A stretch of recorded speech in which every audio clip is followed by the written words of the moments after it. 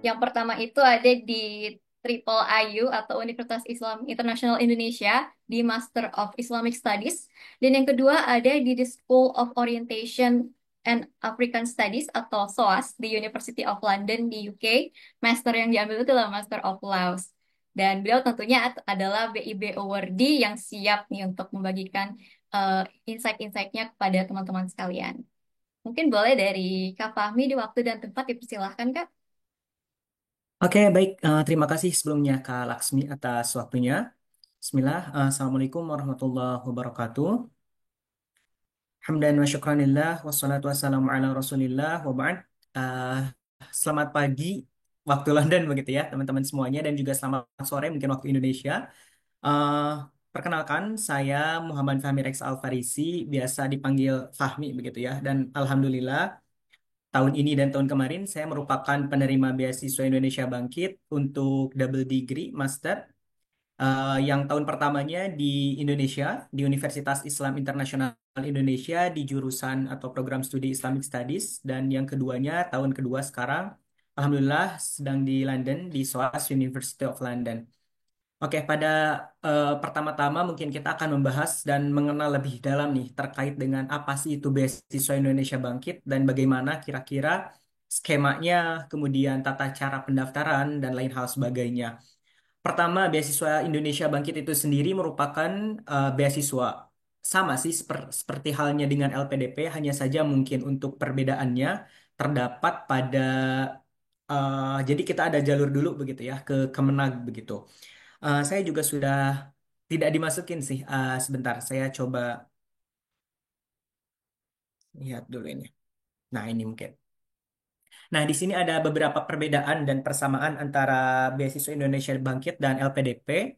Pertama, mungkin terkait dengan penyelenggaranya. Kalau misalnya beasiswa Indonesia Bangkit itu adalah kolaborasi antara Kementerian Agama dan LPDP. Sedangkan kalau LPDP itu sendiri langsung dikelola oleh Kementerian Keuangan. Jadi untuk nanti sistem pencairan keuangannya itu pertama kita mengajukan dulu ke Kemenag, baru di review oleh tim Kemenag atau Beasiswa Indonesia Bangkit baru diajukan ke LPDP. Nah, sedangkan teman-teman LPDP itu sendiri langsung datang dananya dari Kementerian Keuangan. Kemudian yang kedua mungkin perbedaannya terkait dengan sistem PK begitu ya. Kalau teman-teman LPDP itu ada PK atau persiapan keberangkatan, kalau misalnya kita tidak ada PK kayak gitu. Jadi langsung berangkat saja sesuai dengan waktu yang telah ditentukan. Kemudian sasaran utamanya kalau beasiswa Indonesia Bangkit itu ada umum juga, tapi harus ada afiliasinya dengan Kemenag seperti santri, guru madrasah, dosen PTKI, dan pegawai Kemenag begitu ya. Tapi ada beberapa orang juga yang memang teman-teman saya, mereka juga dari umum begitu, dalam artian tidak ada keterkaitan dengan Kemenag apapun. Hanya saja mereka mendapatkan rekomendasi dari Kemenag dari wilayah dan provinsinya masing-masing. Nah, sedangkan LPDP itu sendiri terbuka untuk seluruh warga negara Indonesia tanpa batasan institusi. Mungkin teman-teman semuanya juga di sini pernah mendengar LPDP Santri di beberapa tahun kemarin begitu. Nah, kebetulan kalau misalnya BIB ini adalah merupakan pengganti begitu dari LPDP Santri itu sendiri.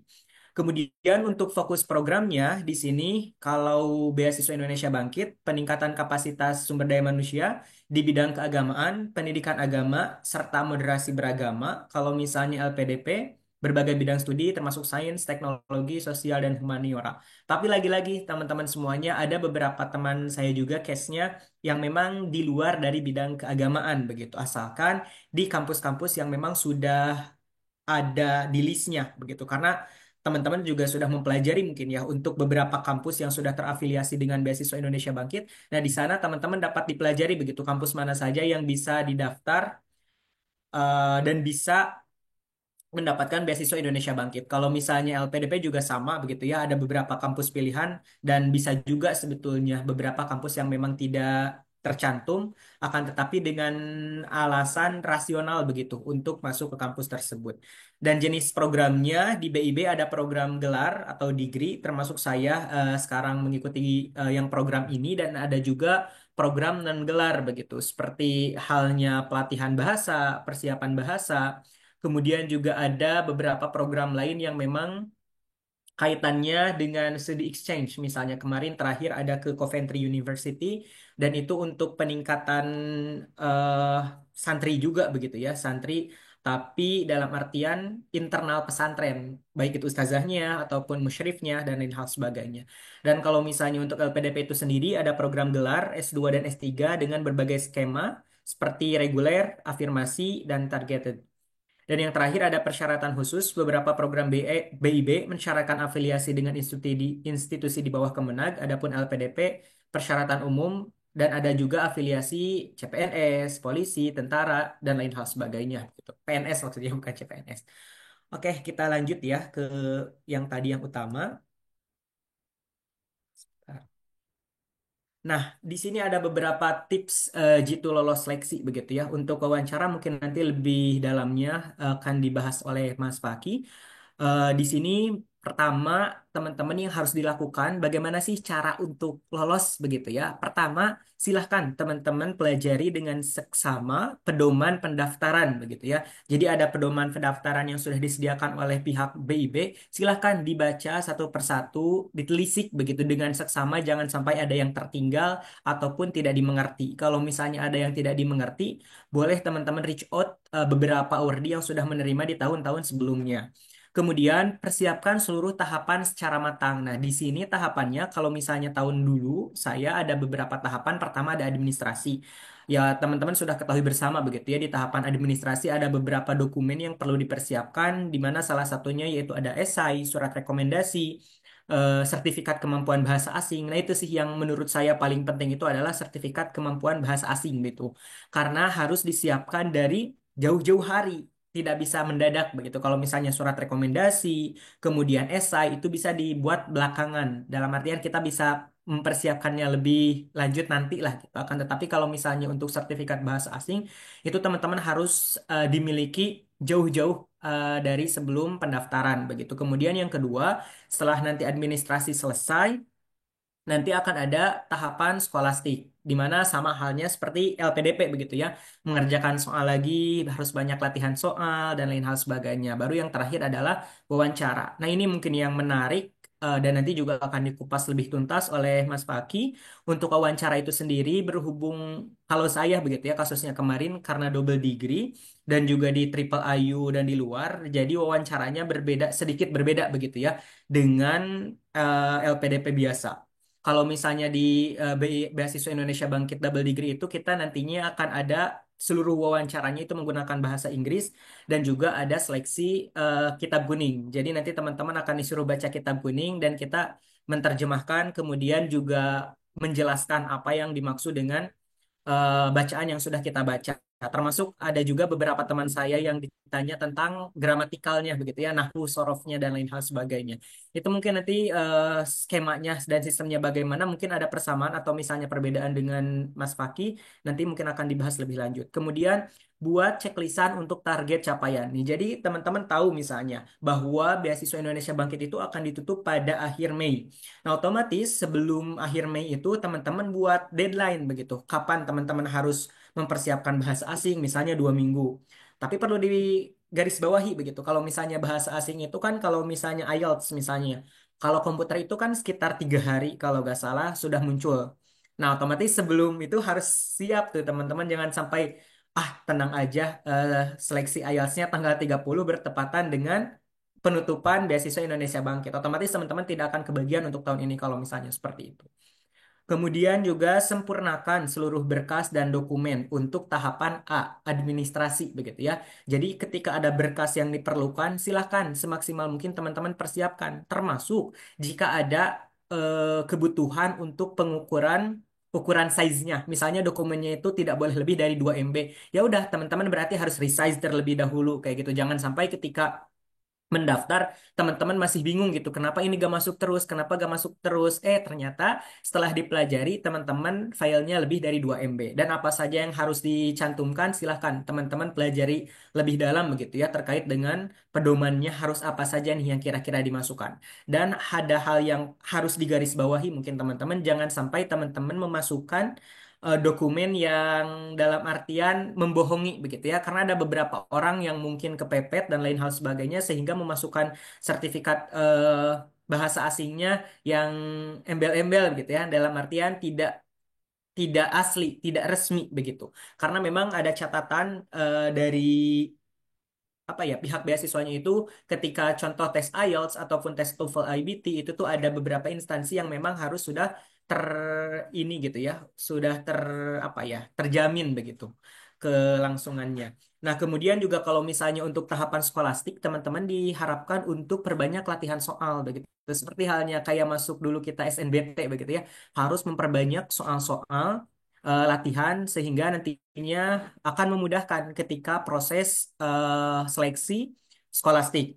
Kemudian perbanyak simulasi dan belajar dari para awardee sebelumnya. Nah, ini kalau misalnya untuk wawancara, mungkin nanti ini akan dijelaskan oleh Mas Paki. Dan yang terakhir, perbanyak doa, banyak beramal soleh dan berbuat baik, teman-teman. Karena menjadi pintar saja tidak cukup begitu ya. Termasuk saya sendiri sebetulnya masuk BIB itu jalur jalur apa ya? Jalur keberuntungan gitu karena sebetulnya banyak teman-teman saya yang lain begitu di kampus saya dulu yang lebih cerdas, yang lebih aktif, yang lebih pintar. Ya hanya saja itu mungkin karena saya banyak berdoa mungkin dan didukung oleh doa orang tua, orang teman-teman terdekat itu juga akan menjadi penolong bagi teman-teman semuanya. Jadi untuk pintar saja tidak cukup gitu, akan tetapi harus juga didukung dengan beberapa amalan-amalan jalur langit. Dan yang terakhir adalah tawakal. Apapun hasilnya silahkan nanti teman-teman terima. Kalau misalnya diterima berarti ya ada hikmah begitu di dalamnya dan kalau misalnya tidak diterima akan ada hadiah yang lebih baik begitu dari yang apa teman-teman daftar hari ini. Dan yang terakhir make another plans please setelah nanti tidak diterima misalnya silakan atau misalnya dari sekarang juga BIB misalnya jadi pilihan keberapa gitu. Jangan sampai ketika BIB gak lolos ya udahlah angkat tangan atau daftar BIB di tahun depan. Masih banyak lagi beasiswa-beasiswa lain yang bisa didaftar oleh teman-teman semuanya. Nah, ini mungkin cara buat esai yang nendang katanya. Ada permintaan dari tim panitia kemarin. Bagaimana nih Kak cara membuat esai yang nendang? Pertama mungkin teman-teman silahkan kenali potensi diri sendiri begitu. Karena ini nih catatan pentingnya jangan sampai teman-teman semuanya menggunakan AI begitu. Karena yang tahu eh, kualitas diri sendiri adalah diri teman sendiri, bukan orang lain, apalagi AI kayak gitu ya. Silahkan kenali potensi diri sendiri terlebih dahulu. Termasuk kemarin di jenjang S1 teman-teman milih jurusan apa, kemudian di jenjang S2-nya mau jurusan apa, dan itu tuh apakah mau lintas jurusan ataupun misalnya mau linear, itu perlu teman-teman pertimbangkan. Kemudian yang kedua buat struktur dan timeline pengerjaan. Nah, ini juga penting begitu ya. Kalau saya kemarin suka buat tempelan-tempelan begitu di dinding. Kapan saya berarti ini harus ada introduction, kemudian substansi, kemudian rearrange lagi semuanya itu bagaimana nih skemanya kayak gitu. Nah, itu harus sangat-sangat dijadwalkan begitu. Jangan sampai teman-teman santai karena kan kita sambil mempersiapkan dokumen beasiswa kadang acap kali banyak orang juga sambil kerja sambil mengerjakan hal yang lain, sambil mengerjakan tulisan, misalnya dan lain hal sebagainya. Makanya teman-teman harus pandai memanage waktu nih. Bagaimana kira-kira juga harus mempersiapkan membuat esai kapan gitu akan selesainya. Jangan sampai mau mau submit sistem kebut semalam baru begitu ya, baru membuat esai. Dan yang selanjutnya gali informasi kampus tujuan ataupun program yang Anda tuju. Nah, ini nih yang harus paling teman-teman penting cari dulu nih kira-kira kampus yang mana. Tapi kalau misalnya double degree kan sudah sesuai begitu ya. Kampusnya ada Edinburgh, ada SOAS, dan ada juga beberapa kampus yang ada di Malaysia. Nah, otomatis teman-teman harus mencari begitu kira-kira teman-teman mau kemana dan kenapa memilih kampus tersebut. Nah, termasuk saya misalnya tahun kemarin, pada awalnya semuanya itu akan di double degree-kan dengan Edinburgh University sebelum ada kerjasama dengan SOAS. Tapi di tengah program, ketika kita sudah keterima, pada awalnya semua mau berangkat ke Edinburgh, di tengah-tengah ada tawaran nih dari SOAS University of London. Nah, kira-kira teman-teman mau pilih yang mana kayak gitu. Nah, saya kan pada mulanya juga berangkatnya ke Edinburgh. Cuman setelah dipelajari di Edinburgh itu jurusannya misalnya hanya tersedia satu jurusan saja, Globalized Muslim World. Sedangkan di SOAS ada beberapa jurusan banyak begitu. Salah satunya adalah LLM Islamic Law. Nah, di mana saya karena S1-nya juga hukum keluarga, MA-nya juga Islamic Studies, otomatis kan sudah sedikit keluar jalur begitu ya, meskipun sama-sama aja Islam begitu. Dan maka saya akhirnya memilih SOAS begitu, karena supaya linier dari hukum keluarga di S1 dan sekarang Islamic Law. Dan ternyata salah satu matkulnya juga ada Islamic Family Law juga gitu. Jadi gak jauh-jauh banget gitu teman-teman semuanya.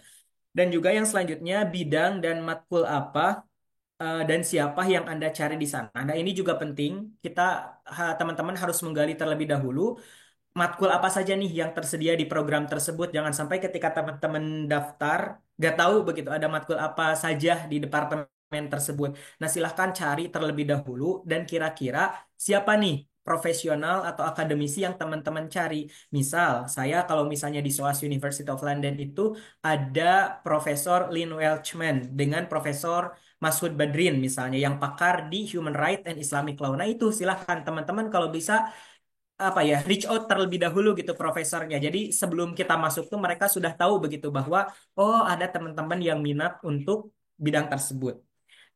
Terakhir, hindari penggunaan AI tadi sudah begitu ya, apalagi kopas milik orang lain gitu. Itu hindari sekali begitu ya, karena ya kualitas teman-teman akan berbeda begitu dengan teman-teman yang lain. Dan yang terakhir, rencanakan secara matang pra pasca mau ngapain. Nah, ini pra pasca beasiswa begitu ya. Selama beasiswa nanti teman-teman mau ngapain, sebelum beasiswa teman-teman mau ngapain, dan setelah menerima beasiswa, setelah mendapatkan ilmu di universitas tersebut, teman-teman mau apa juga begitu untuk kemajuan dan kontribusi terhadap nusa dan bangsa dan tentunya agama. Nah ini ada beberapa sedikit mungkin ya ini untuk berbagi academic culture yang ditemukan di SOAS University of London. Dan juga mungkin hampir sama di beberapa university yang ada di UK. Pertama, sistem perkuliahan berbeda dengan sistem perkuliahan di Indonesia begitu ya, yang datang ke kampus kadang presentasi, diskusi dan lain hal sebagainya. Sebetulnya sama-sama aja, cuman formatnya saja mungkin yang berbeda. Di sini ada seminar, ada lecture, ada group discussion, ada presentation, dan ada quiz and game. Jadi tidak tidak melulu ceramah dari dosen begitu ya. Karena memang sistem S2 berbeda dengan S1. Kalau S1 kan kita cenderung disuapi begitu oleh dosen akan, tetapi kalau S2 cenderung kita yang harus mencari sendiri. Jadi sebelum masuk kelas itu harus sudah tahu informasi apa yang akan disampaikan di kelas gitu. Jangan sampai kita kosong. Karena kalau misalnya kita kosong, nanti ngangong-ngangong gitu di kelasnya gak bisa apa-apa. Kemudian juga ada sistem assessment atau penilaiannya juga berbeda begitu ya dengan sistem ujian di Indonesia. Kalau di ujian di Indonesia mungkin ada wajib publikasi ataupun ada bikin tulisan, esai dan lain hal sebagainya. Tapi kalau di sini lebih beragam gitu teman-teman, ada podcast misalnya. Jadi teman-teman silahkan buat 15 menit, 10 atau 15 menit podcast begitu ya, terkait dengan tema yang sudah ditentukan oleh dosennya.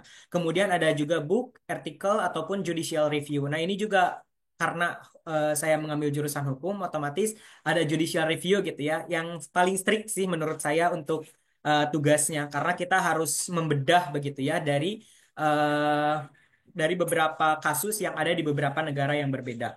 Kemudian ada juga esai. Kalau esai mungkin teman-teman sudah familiar semuanya. Dan ada juga handwritten exam dan oral exam. Nah, ini juga yang paling cukup menantang begitu karena kita ada beberapa kali exam itu harus duduk dan juga harus menulis, ada yang melalui komputer, tapi kan itu sudah menggunakan Inspera dan lain hal sebagainya, sehingga teman-teman tidak ada kemungkinan untuk cheating dan lain hal sebagainya. Dan yang terakhir ada project atau research presentation. Nah, ini juga banyak gitu ya untuk beberapa tugas. Terakhir nih ada catatan teman-teman perbanyak relasi akademik begitu. Kalau misalnya teman-teman mendapatkan kesempatan untuk belajar di luar negeri, perbanyak begitu ya untuk relasi akademik. Jangan sampai banyak diem di kamar misalnya atau banyak menyendiri, banyak banyak apa ya menjauh gitu dari orang lain karena merasa apa ya, aduh kayaknya saya bukan orang bule nih, jadi takut begitu. Nah, nggak kayak gitu ya. Jadi tidak ada superior begitu akan, tapi kita harus merasa juga inferior gitu. Jadi kita tuh sama gitu dengan orang lain meskipun dengan bule itu sendiri gitu untuk kualitas keilmuan dan juga isi kepala kita sendiri gitu. Nah, makanya terkhusus ketika ada public lecture ataupun conference, teman-teman diharapkan untuk perbanyak relasi akademiknya gitu ya. Apalagi nanti akan membuka wawasan untuk peluang kolaborasi penulisan begitu. Ini alasan kenapa harus studi ke luar negeri. Pertama, mungkin fasilitas kuliah dan penelitian lengkap. akses jurnal internasional, dan lain hal sebagainya. Kemudian kesehatan mental terjaga begitu ya. Karena di sini juga ada program well-being begitu. Jadi ada bimbingan untuk teman-teman yang kena mental health. Misalnya teman-teman kalau lagi ujian gak mau ngumpulin dulu ujian gitu karena belum siap, itu teman-teman bisa begitu mengajukan extension. Atau misalnya ketika teman-teman punya halangan lain begitu dalam studi, ya teman-teman bisa begitu untuk mengakses semuanya. Kalau misalnya di Indonesia kan kalau misalnya sudah deadline dan kelewat, ya udah begitu kelewat aja dan bahkan bisa mengurangi nilai. Akan tetapi kalau misalnya di sini bisa ada extension kalau misalnya kita lagi gak mood misalnya ngerjain tugasnya, ya udah gak apa-apa asal dikomunikasikan semuanya. Dan juga alasan lainnya kenapa teman-teman harus studi abroad, yaitu exposure. Di sini tentu akan sangat luas jaringnya kayak gitu. Termasuk kalau misalnya teman-teman berasal dari golongan menengah ke bawah gitu. Termasuk saya gitu. Karena saya eh, termasuk keluarganya dari menengah ke bawah. Akan tetapi ketika di London, di sini kita bisa berbaur dengan siapapun. Dengan anak pejabat, dengan anak sultan misalnya. Itu kita bisa berbaur gitu ke sini. Di mana kesempatan itu tidak didapat kalau misalnya kita kuliahnya di Indonesia gitu karena ada gap begitu ya. Dan juga insight dan studi casesnya lebih variatif karena yang datang ke London itu bukan hanya dari Indonesia saja, bukan hanya orang Inggrisnya saja, akan tetapi banyak sekali orang-orang dari berbagai benua lainnya kayak gitu. Kemudian alasan lainnya peluang kerja dan masa depan terbuka lebar. Apalagi kalau misalnya di Indonesia lagi ada kabur aja dulu, sangat tepat begitu ya teman-teman untuk studi ke luar negeri dan nantinya akan kerja di luar negeri begitu. Akan tetapi kalau misalnya melalui LPDP ataupun BIB, tentunya ada persyaratan untuk mengabdi terlebih dahulu begitu sebelum nantinya kerja secara jangka panjang. Dan yang terakhir ini poin paling penting begitu ya, bisa jalan-jalan gratis dan nabung banyak uang karena fasilitas yang didapat itu cukup sangat menunjang untuk kehidupan begitu. Apalagi kalau misalnya teman-temannya rajin nabung, kemudian nggak banyak boros, itu bakal sangat eh, kebeli begitulah untuk rumah atau misalnya motor juga bisa gitu teman-teman. Dan yang terakhir nih mungkin untuk slide-nya Dare to Life and Survival Abroad. Nah, kira-kira kalau misalnya sudah dapat kesempatan belajar di luar, apa sih nih yang harus diprioritaskan? Pertama, teman-teman harus memanage waktu, harus pandai memanage waktu, uang, dan juga prioritas kayak gitu. Apalagi kalau misalnya di UK, karena waktu untuk masternya 1 tahun, itu sangat apa ya, sangat tidak cukup begitu ya.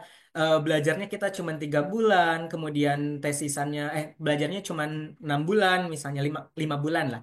Kemudian tesisnya kayak gimana, kayak gitu, dan liburnya kayak gimana. Nah, makanya itu teman-teman harus pandai memanage waktu dan juga pandai memanage uang. Karena kalau misalnya teman-teman jalan-jalan terus, ya udah habis gitu, tidak ada tabungan untuk masa depan. Dan yang terakhir prioritas gitu. Di samping kita belajar, kita juga harus berorganisasi begitu ya supaya kita memperbanyak relasi berjejaring lebih luas karena kita tidak tahu begitu ya rizki kita itu akan didapat dari mana begitu.